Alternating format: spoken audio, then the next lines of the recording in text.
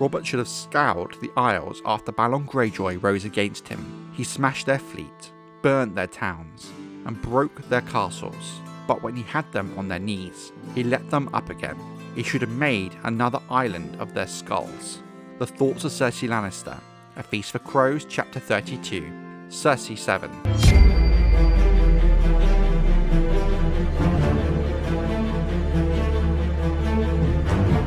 The Ironborn, while part of the Seven Kingdoms in the wake of Aegon's conquest, always remained slightly apart from the mainland. Not to the extent of, say, the Dornish, but culturally and politically they kept themselves to themselves, and very rarely engaged in the politics of Westeros. There, of course, were occasions where the Lord Reaper of Pyke, seeing weakness in the mainland, tried to exploit it with the capture of land and raids along the eastern coast. But once House Targaryen had stabilised the realm, the status quo would return, and in many cases, the Lord Reaper whom allowed these actions, overthrown. Such is the case as seen with Dalton Greyjoy during the Targaryen civil war known as the Dance of the Dragons. Even into Robert's Rebellion, House Greyjoy and the Iron Islands remained neutral for most of the war, before eventually siding with the rebels, and then swearing fealty to the new king Robert Baratheon. But it was not House Baratheon who had destroyed the Iron Kings of old. It was Aegon the Conqueror and his dragons who burned Harrenhal in his castle, and thus, as the reign of Robert Baratheon began, there were some on the Isles who started to whisper of a return to the old way. This idea would become the Greyjoy Rebellion of 289 AC, an event that changed the fate of the Iron Islands for the next decade and beyond. In its most simple terms, the Greyjoy Rebellion was an attempt at succession by Lord Balon Greyjoy against the Iron Throne and the rule of Robert Baratheon, whom by this time had proven not to have been the most worthy of kings. Balon tried to break away from the Seven Kingdoms to secure independence for the Iron Islands and restore the old way of reaving and raiding, lost almost 300 years before during Aegon's conquest. Balon's father, Theon Greyjoy, unlike most Ironborn lords before him, had desired to strengthen the ties of the Iron Islands with the rest of the Seven Kingdoms. While his Ironborn remained neutral for most of Robert's rebellion, Theon decided to rise in support of Robert Baratheon after the decisive Battle of the Trident, a move to start the process of bringing the Ironborn closer to the other kingdoms. However, Lord Theon died in the battle at the Manda, while attacking the Reach near the end of the war, with his eldest son Balon Greyjoy becoming Lord Reaper. While Balon did swear fealty to King Robert, he rejected his father's dream of closer ties with the mainland, and always held a desire for Ironborn independence. Given the Ironborn had joined the rebellion towards its end, when it was all but won, they did not suffer the heavy losses the other great houses did during the fighting, with this allowing Balon to construct a new Iron Fleet of over 100 warships. Balon always believed that Robert's rule was insecure, given its dependence on a series of allegiances between the great houses, the same great houses whom were always trying to best each other and become the central power. He also believed that the new king lacked support amongst the wider nobility of the Seven Kingdoms, and would not be able to muster a large enough host fast enough against the Ironborn.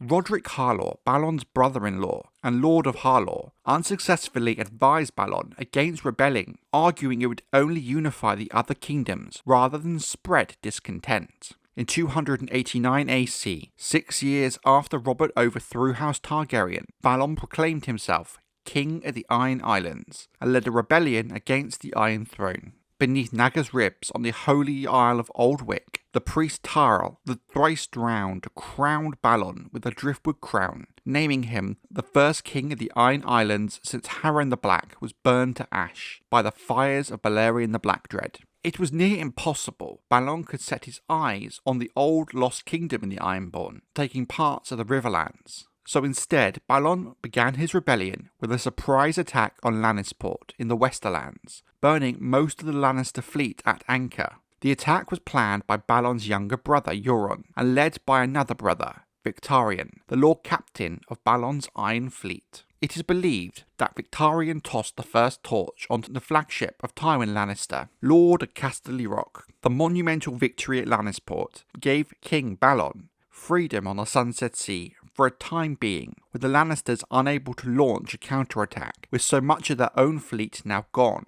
Would you lessen me? In warfare, I was fighting battles when you were sucking mother's milk. And losing battles too. Every man should lose a battle in his youth, so he does not lose a war when he is old.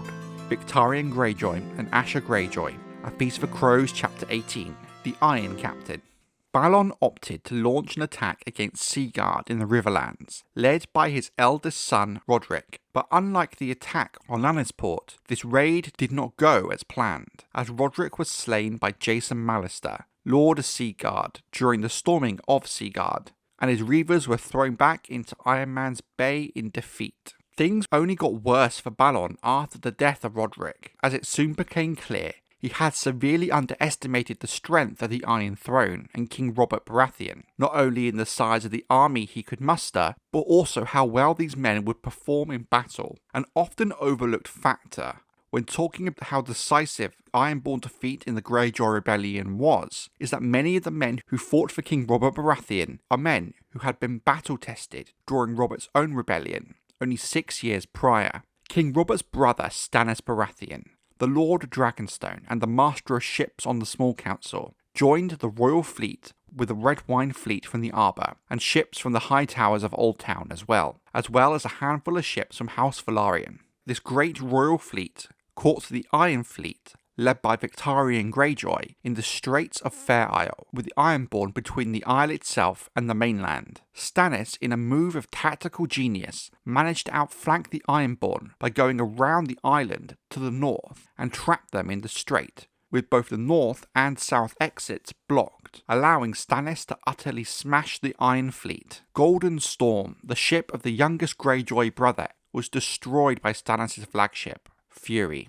Other notable losses include Lady Gwyneth Harlaw's husband and 2 sons of Lord Rodrik Harlaw. Stannis beating the Ironborn at sea was not just a devastating shock to the Ironborn themselves, but perhaps also many of the lords of Westeros, with it now cementing Stannis' reputation as a capable and formidable commander. With the Sunset Sea now under the control of the royal fleet, the path was now clear for Robert Baratheon to land men on the Iron Islands themselves. Robert was supported by his longtime friend, Eddard Stark, the Lord of Winterfell and the Warden of the North, and Tywin Lannister, the Lord of Casterly Rock and Warden of the West. Much of the counterattack went smoothly, as Stannis subdued Great Wick in his brother's name, whilst Sir Barristan Selmy, Lord Commander of the Kingsguard, led the attack on Old Wick. The islands of Harlaw and Orkmont were also invaded and captured with ease. The real test, however, would come during the final battle at the Greyjoy Castle on Pyke. This final battle would be led by Robert and his childhood friend Eddard. The nearby Botley Castle was destroyed, as was the town of Lordsport beneath it.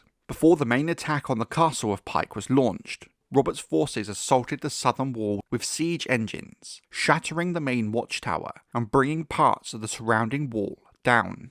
Maron Greyjoy, the second son of Balon, and his heir, was killed in the breach. Thoros of Myr is said to be the first through the breach, wielding a sword coated in green wildfire. The fighting in the castle was fierce, but eventually it was taken. It is known that Jorah Mormont, the Lord of Bear Island, was the second into the breach behind Thoros, and that Jacelyn Bywater lost a hand during the fighting, each earning knighthoods from Robert for their bravery. You may take my head, but you cannot name me traitor, though Greyjoy ever swore fealty to a Baratheon. Swear one now, or lose that stubborn head of yours.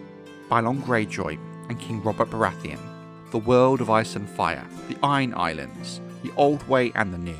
The defeated Balon was brought before Robert in chains, where he bent the knee and was forced to swear fealty once more to the Iron Throne. His last surviving son, the 9-year-old Theon, was given into the care of Lord Eddard Stark as a hostage to ensure Balon's good behaviour. Balon Greyjoy surrendered. His 2 eldest sons, Rodrik and Maron, were killed, and his last surviving son, Theon, made a ward of House Stark as a hostage.